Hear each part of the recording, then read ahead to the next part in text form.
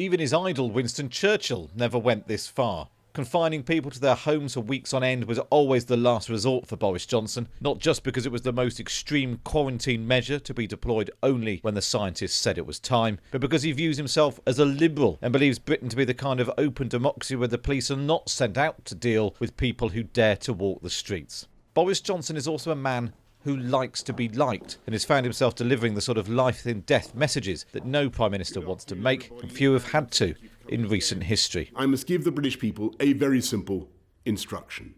You must stay at home. In his 2014 biography of the great wartime leader, Johnson admitted, "The truth is that I love writing and thinking about Winston Churchill." And now he finds himself playing that role too, mobilising industry, expanding the state, encouraging the country to come together in its hour of need, for millions to stay at home to protect the vulnerable and the NHS. Never has so much been asked of so many. It's easy now to look back on all that Churchill did and assume it was always destined for victory. Today is Victory in Europe Day.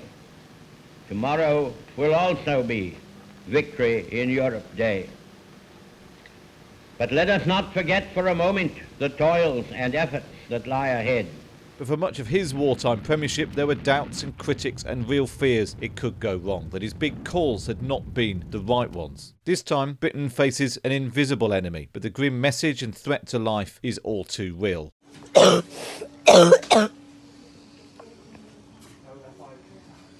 If anyone is thinking of taking any chances, just take a look at me.